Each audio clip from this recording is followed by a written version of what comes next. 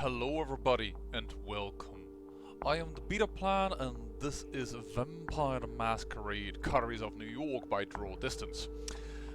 I want to thank my loyal fan who, well, almost always responds together with her Brazilian co-response partner, but apparently he is just watching from the sideline this time, I don't know.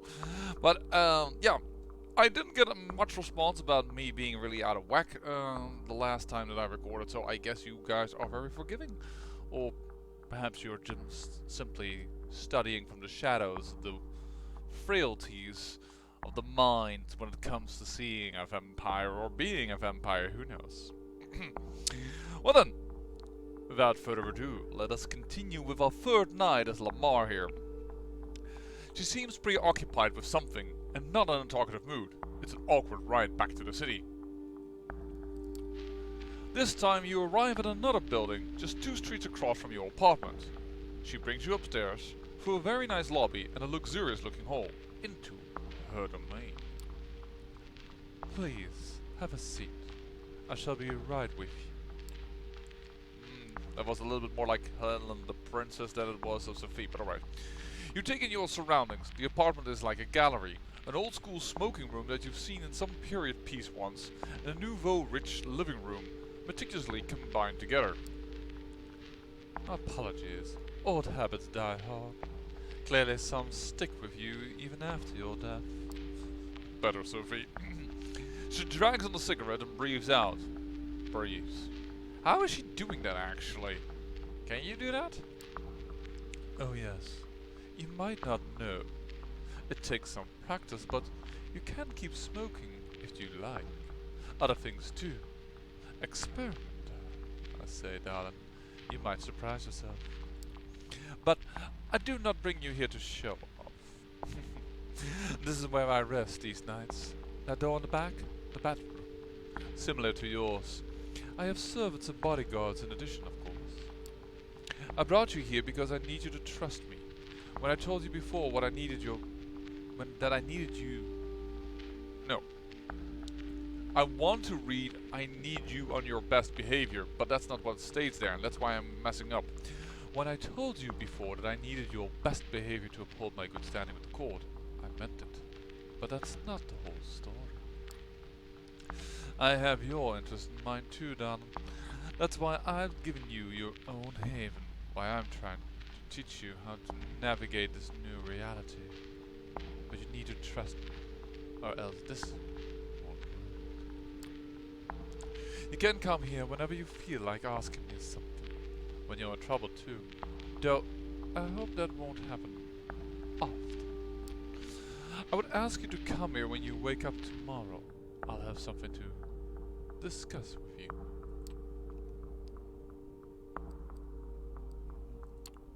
Why not talk about now, since, I mean, we're here, you're apparently in a talkative mood. I still need to follow up on a few things before we speak. Patience, fledgling. The silence again. There's a definite something on Sophie's mind tonight, but she doesn't seem eager to share it with you just yet. I'm leaving for another visit. Come downstairs with me. We'll give you a lift. A quick trip.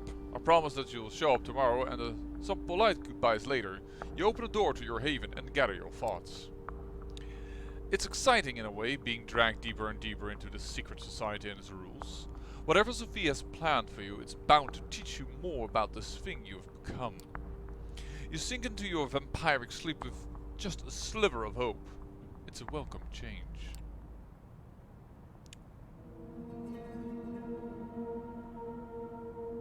Oh! Did you see what I see? There were some 3 portraits in circles there. On the, I would say east side of New York, but then again,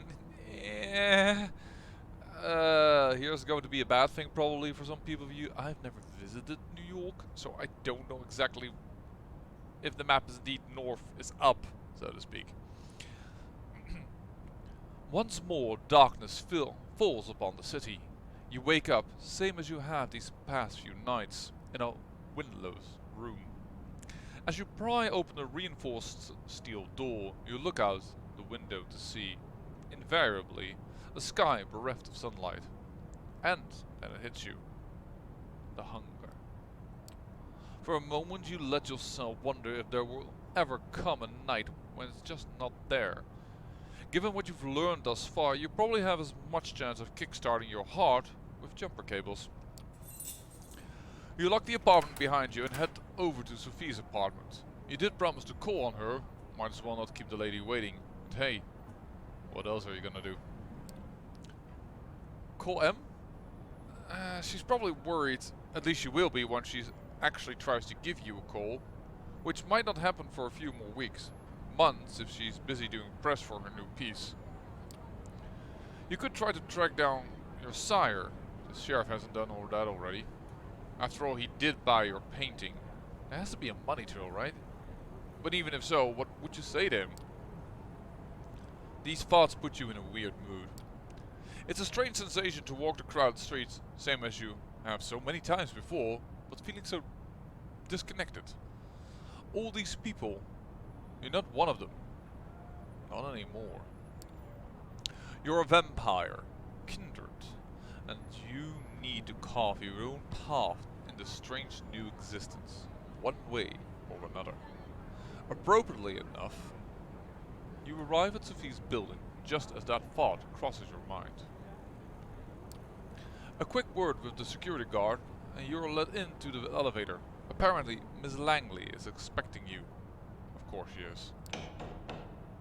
You knock and wait, patiently, as the footsteps on the other side grow closer. Finally the door opens and Gregory, Sophie's driver, invites you in.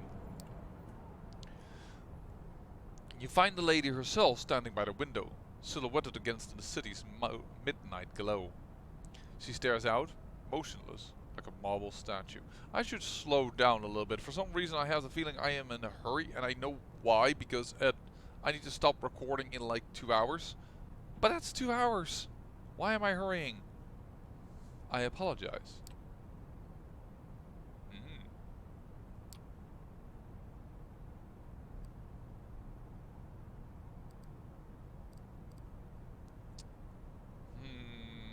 This is the humane thing to say, but yeah, let's just go with it. Is everything, alright?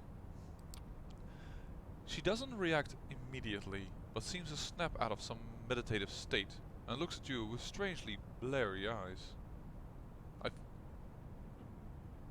I do not know what this word means. I know blurry, but I assume this means somewhat similar, but that's just me. I expect her to be on the verge of crying, but can't? Something like that? I don't know. Yes, it is. How kind of you to ask. Tell me, when you look out at the city, when you see the lights, hear the hum, smell the rain on the pavement, what do you think about? You gaze out. You thought the city couldn't surprise you anymore. You've lived here all your life after all. But tonight something feels different. You realize, in this moment, that you have truly changed. Yes, you know what Sophie means. The way she gazed out that window and saw the truth beyond. You do the same. The view is fascinating, each detail absorbing, every angle a new experience, the familiar made sublime. When you turn to Sophie again, she smiles at you knowingly. Ah, so you understand. I had my doubts, but perhaps we are shared lineage after all.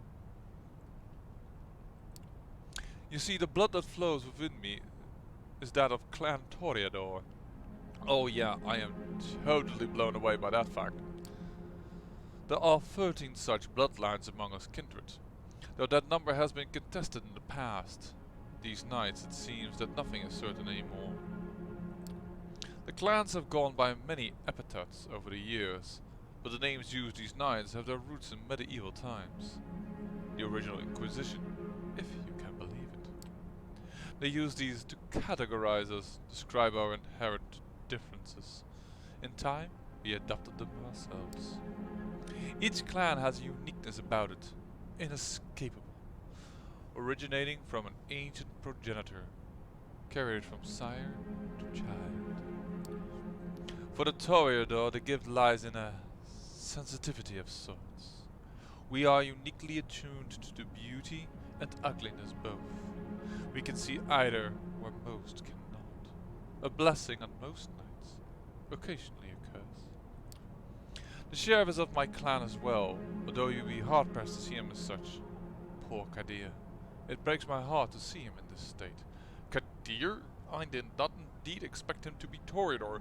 He was fast, but that's not the only clan who has the power of celerity. Still, there's a beauty to it as well. Nothing like a good fall from grace. Though they did have a relation, he did say that. Which is more common among the Toreador, though the Toreador are even more common to actually have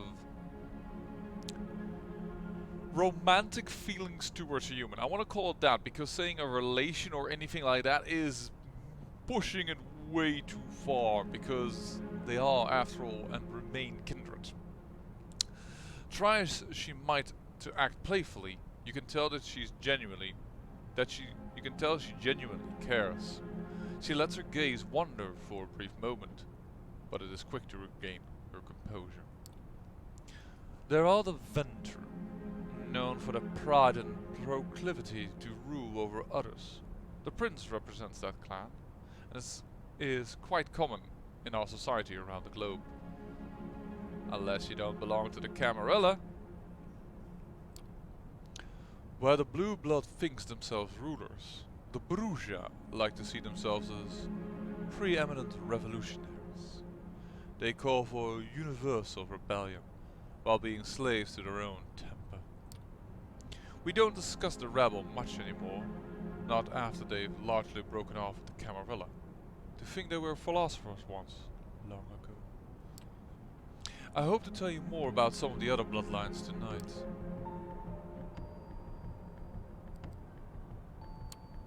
Say I meet a vampire for the first time. How can I tell what their clan is? Usually you cannot, with a few exceptions perhaps. For some clans the uniqueness, as I mentioned, bleeds into appearance or disposition, but even that can be misleading. Oh, we've heard about that. Remember Pink? Pink 2? Yeah? If you don't know what that is, you haven't watched all my series, but if you do, then I salute you. The original Vampire game that started the franchise. Well, I may be over-exaggerating that a little bit, but Pink 2, he was a traitor. He wasn't what we thought he was. Outside of a few very specific cases, knowing one's clan is less important than understanding who they are personally. What drives them, their wants and needs, weaknesses too. Speaking of which, we come to the reason I want to speak to you tonight. It is customary in our society, especially among the younger kindred, to organize into coteries. Sometimes they are apologies. Sometimes these are called by the prince themselves, or mandated by a fleshling sire. In our case, you may treat it as more of a strong recommendation.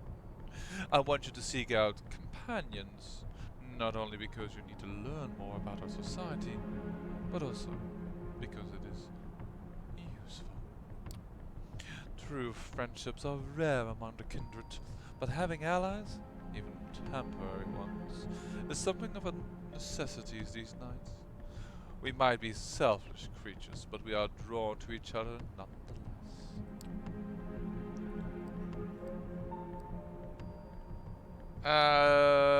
No.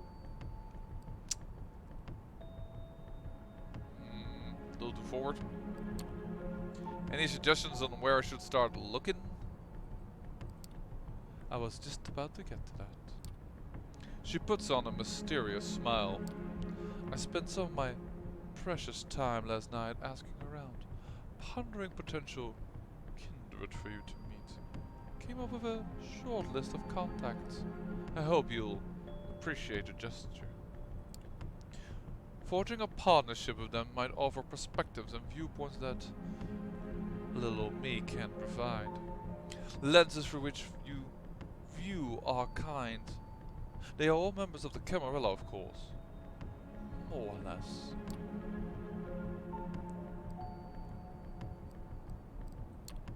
Wait, you're choosing friends for me now? Is this like a play date type of thing? Don't try to get clever with me, darling. Think of it as a gift. One you can put to good use or squander entirely. Either way, you're welcome. Oh, I didn't mean like that. I'm just wondering what your angle was. But perhaps I was too upfront. So, let us start with the Tremere. They are a powerful clan, disliked by many, but feared and respected by many more. They have been an important pillar of the Camarilla since the very beginning. They are blood sorcerers. Blood sorcerers? You could swear you once saw them play at the Apollo. Probably not the same blood sorcerers though. Sophie snickers. Oh child, don't be caught with that look on your face when you meet a warlock in person. They really are adept at using Vita, their own as well as others, to unique and potent effects. Since they are quite rigid in their hierarchy, the kindred I had in mind for you to meet, for you might need some persuading. His name is Agathon. That is Greek, isn't it? That sounds very Greek to me. I don't know if it's one of the classic heroes, but no, I think I'm confusing Agathon with Agamemnon or something, but still, it sounds Greek to me. From what I hear, he is quite the scholar. Very ambitious. The child of a noted Tremere in New York, Aisling Sturbridge. Spend enough time with Agathon and I'm sure you'll run into her sooner or later. Let's not do that. We've already stepped on our toes a bit much. So, by getting to know this Agathon, I can get closer to someone higher up the ladder? Yes. Though not immediately, I would imagine. Aisling finds herself in a somewhat precarious position, both in the city and her clan. Every move she makes is heavily scrutinized, but she has learned to tread lightly. Anyway, if you wish to contact the young Tremere, I hear you can usually find him in a New Age bookstore on a Broadway. The Tremere have one of their workshops there. Gregory will give you the details. Now, this next recommendation comes with a bit of a caveat. As you recall me saying, most bloodlines have unique features that might not be obvious at first glance. Well, there's one clan whose members wear their curse on their sleeve. 3, 2, 1, and it is... If you said Nosferatu, you get a point. The Nosferatu. Wait, Nosferatu? As in the German expressionist classic? No way. No wonder they make their havens in sewers, abandoned buildings and such. Their appearance is hideous and obviously unnatural. Had they walked the streets like other kindred, the kind would have learned of our existence long ago. Did she just shudder? It's hard to tell with her usual complexion, but you could swear her skin suddenly took on an even more sickly color. The one I have in mind is as big an eyesore as the worst of them, but he is no Adonis either. Still, he has some talents and connections that you might find useful. His name is D'Angelo, and he has an office, for lack of a better term, in the otherwise abandoned grain terminal in Red Hook, right next to one of those Swedish stores. The name escapes me. The one with the awful furniture. IKEA? A Swedish furniture store. You really mean IKEA? Yes, that's it. My mind struggles to retain these things are aesthetically displeasing. But they're really freaking handy and pretty cheap. D'Angelo does odd jobs for Kadir, digging up dirt, locating kindred who would prefer to remain hidden. The kind of work the Nosferatu best at. He's in the case right now, something to do with kind murders, I think. After your initial brush with our dear sheriff, I think it would be wise to show some goodwill towards his agenda. Assisting D'Angelo with his investigation might be just a thing. She takes a brief pause to look out the window again. Now come the two more exotic proposals. Exotic? As if the blood mage and the vampire detective were like business as usual. You may have heard about the Gangrel before. They are a wild clan in touch with the beasts in ways others might not dare an attempt. They mostly keep out of the big cities, but there are exceptions. Oh, I almost knew she was going to say that. I picked Nosferatu. Yeah, right. I picked Toreador as my clan because of all the clans, I like Toreador. I like they're more half human, half vampire in the sense that they are very much in connection with their humanity. You shouldn't say half human because then you get to dumpier and all that stuff. But they're more in connection with their humanity, and it makes that fight for not showing who you are while still having emotions so much more intriguing. But the Gangrel is one of the other, in a sense, towards the other sense, more in contact with your bestial nature. Besides, if there's anything that makes me calm and peaceful, it's walking in a forest. So it's another clan that is very close to my heart. Nominally, they have been a part of the Camarilla for over 2 decades.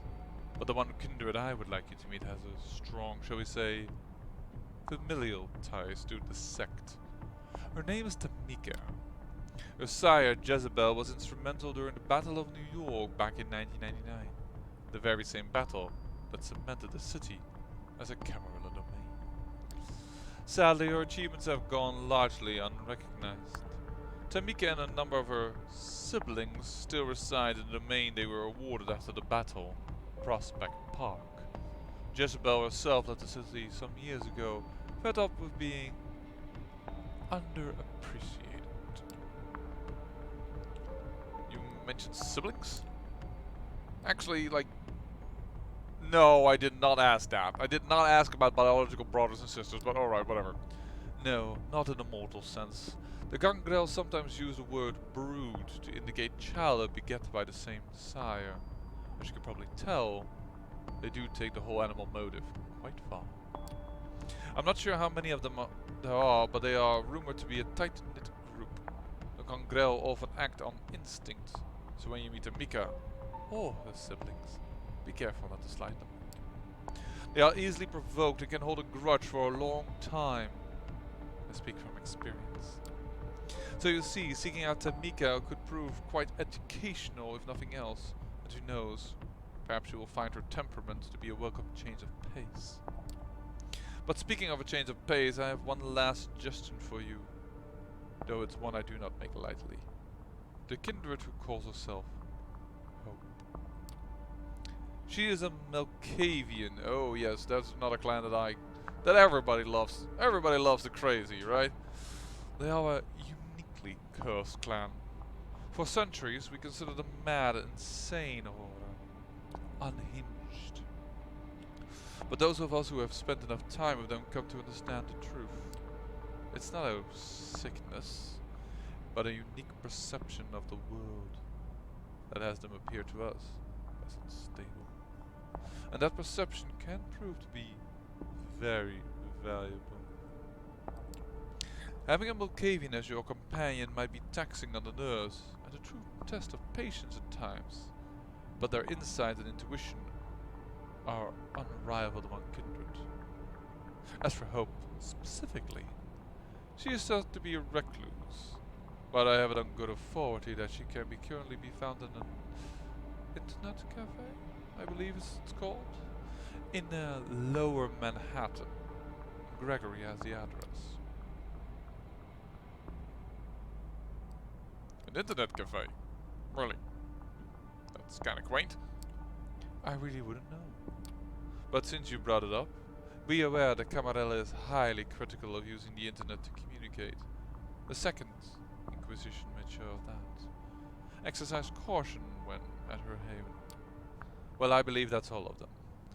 I still have a few social calls to make tonight, so I'll leave you to it. Use tonight and tomorrow night to arrange some cordial visits of your own.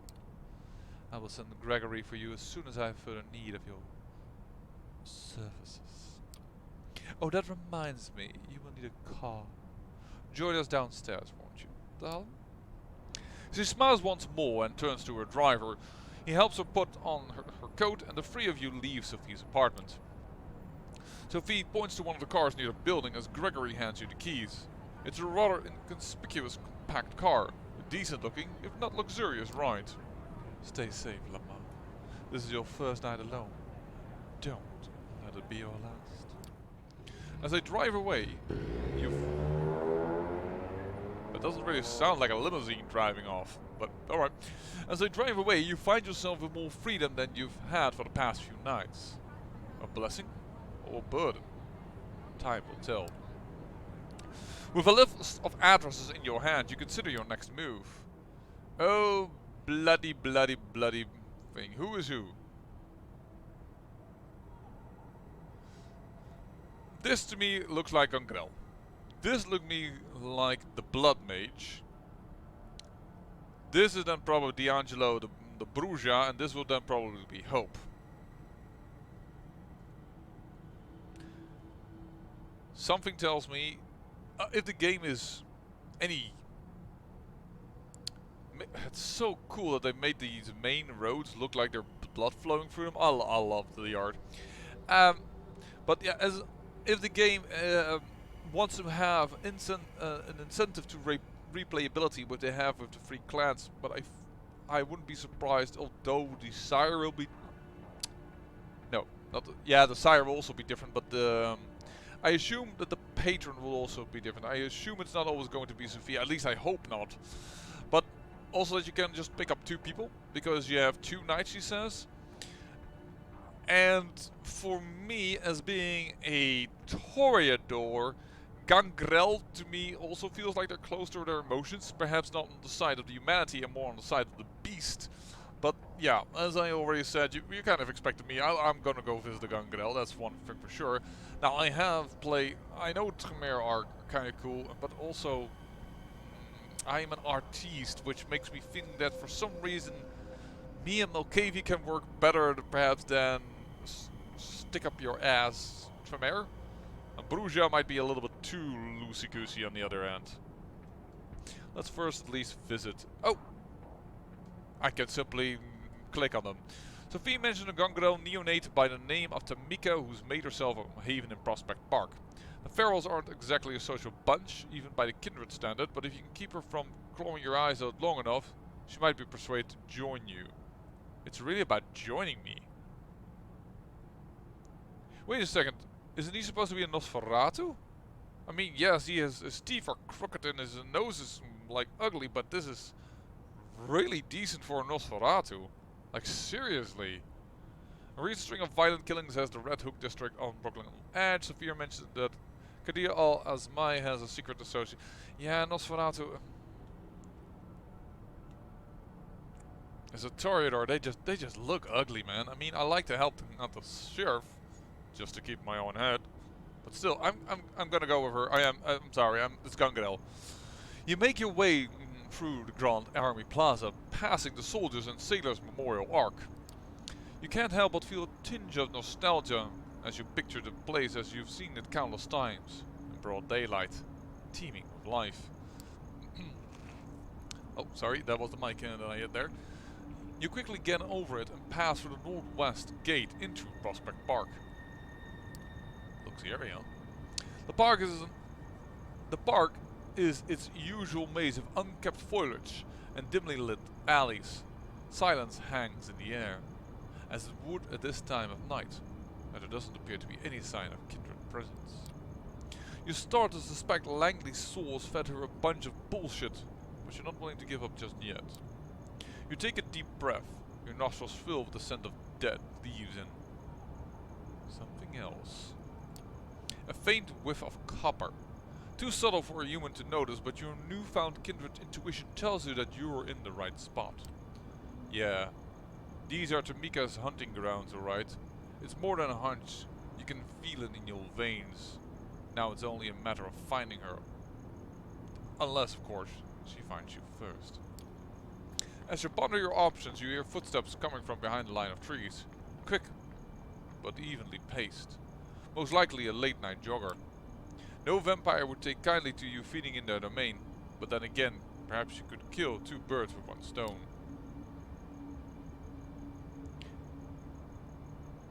I'm not gonna feed now. I think that that's a bad idea. That's gonna make somebody very, very angry.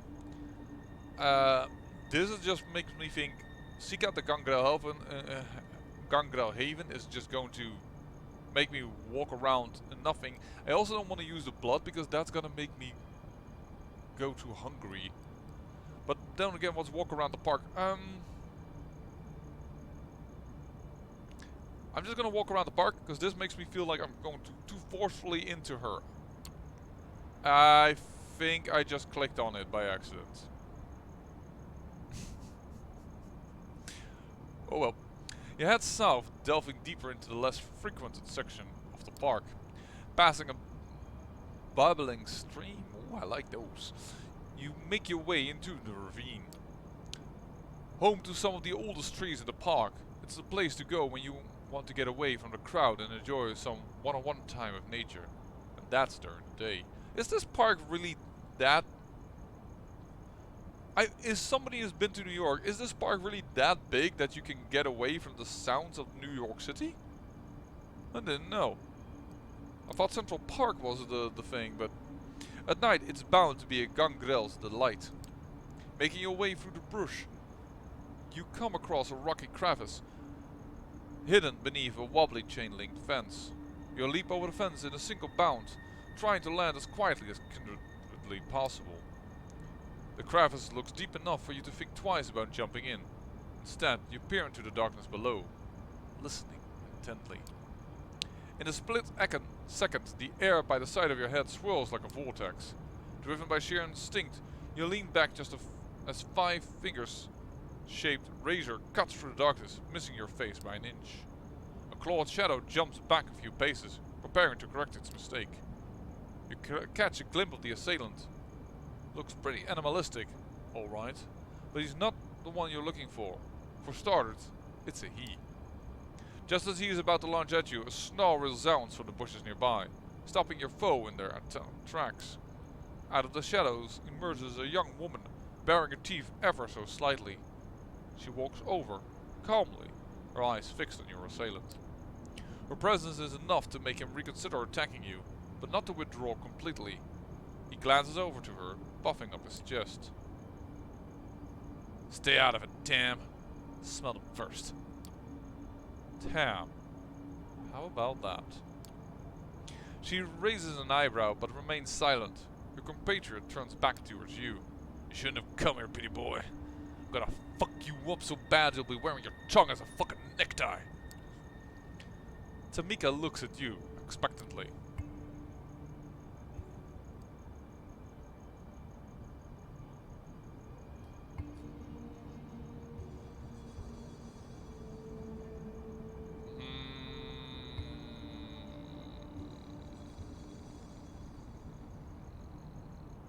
Interesting decision and a good cliffhanger, I say. I thank you for watching, and remember, great peril yields great beauty.